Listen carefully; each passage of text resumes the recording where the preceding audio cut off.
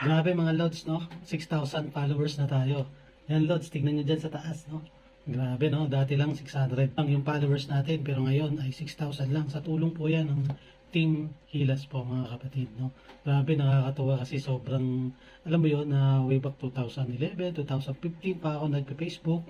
Pero dahil sa culture at sistema, balikatan sa kaunlaran o balikatan sa pag-angat, ilahan sa pag-angat na ginagawa ng Team Hilas, yung pagtutulungan at support sa isa't isa, umabot tayo sa 6,000 followers. No? Sa iba, maliit na bagay lang yan, pero sa mga sa tulad ko, grabe malaking bagay na yan. Kasi alam nyo, hindi ganun kadali na magkaroon ng followers o ganun kabilis magkaroon ng subscribers. Isipin nyo, nag-start lang tayo sa Team Hilas ng August 4, no? So, tapos na-restrict pa tayo ng 7 days. So, hindi tayo makapag-comment, hindi tayo makapag-add. Dahil ginawa natin yung tama, mabilis ang pag-akyat ng mga followers natin, no? Engagement is the key, lalo na kapag nag-uumpisa ka pa lang dito, sasabayan mo yan ng content, no?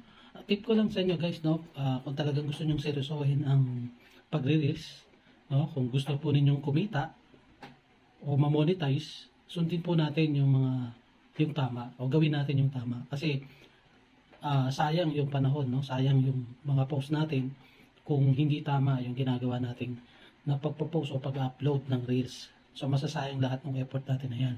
Kaya kung doon ka sa gusto mong magkaroon ng income, kumita, gawin ang reels na extra income, is gawin mo na yung tama. Pero kung ikaw yung tao na gusto mo lang mag-upload, no? Yung mga memories mo, yung mga ganap mo sa buhay, okay lang yan. Kahit i-upload mo, walang masama doon. No? As long as na masaya ka at nag-enjoy ka sa pag-reels, yun yung maganda. Ituturo ko sa inyo yung mga paraan o dapat gawin kapag mag-uumpisa ka dito sa pagre-reels. So, syempre, kung talagang gusto mo siyang seryosohin, ito yung mga bagay na dapat mong gawin. At ito rin yung mga bagay na hindi mo dapat gawin. Okay, isi-share ko lamang ito sa inyo. So, yung una, bawal ang may mga watermark. So, lahat, minsan, pag nagbibisita ako sa mga reels ninyo, nakikita ko na may mga watermarks, yung mga pinopost ninyo ng mga reels. Ano po ba yun? Yun yung mayroong CapCut, mayroong TikTok na nakalagay doon sa dulo. Bawal na bawal po yan kasi may copyright po talaga yan. Or ini-endorse niyo yung platform na yon. So, number 2, yung static video. Yung mga video na nilagyan po ninyo ng effects. So, bawal din po yon. Number 3, yung slideshow. So, ito yung mga picture na ginawa ninyong video. No? So, bawal na bawal din po yon. So, kailangan, kung magpo-post po kayo, video na lang po. Bawal po yung looping. Ibig sabihin yun, yung mga 5 to 10 seconds na video lamang po na ginawa ninyo. And number 5, bawal po ang copyright backgrounds. O yung sikat na mga music. Ito, kapag nagbibisita po ako sa mga reels, talagang nakikita ko po na gumagamit kayo ng mga sikat na kanta. So, hanggat maaari, iwasan po natin yan, no? Ayan po ay kabilin-bilinan ng mga sikat na content creator. Kapag nag-uumpisa ka sa pag-reels, wag kang gagamit ng mga copyright songs. I-invite ka na ni Meta na gumamit ng mga kanta, mas okay naman po yun. Number 6, bawal ang static image.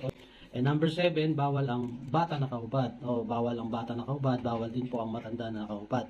So, bawal po yung bata na nagbibideo ka and mag-isa lang po yung bata. Kailangan meron po kasamang matanda. And number 8, bawal po kumuha ng video na kinuha lamang sa ibang tao. Okay, bawal na bawal po yan. No? So, talagang kahit saan naman tignan na hindi maganda yan. Ang isang halimbawa po, yung kukuha po kayo ng video na binidyohan nyo po sa TV. Okay, bawal po yan. Pero sa reels po, yung pagre-remix, okay, ina-allowed naman po yan ni Meta. Number 9, bawal po ang nakahiga yung cellphone. Okay, bawal na bawal po yun. No? Kailangan pag nagbibideo kayo, nakatayo po yung cellphone, hindi po siya nakahiga. Number 10, bawal po yung matanda na nakahubad. Okay, mayroon akong kakilala na ang cover photo niya ay nakahubad. Talagang na-restrict po siya ni Meta. Okay, number 11, bawal, iwasan po natin yung pointer finger kapag po tayo ay nagla-live or nagbi-video.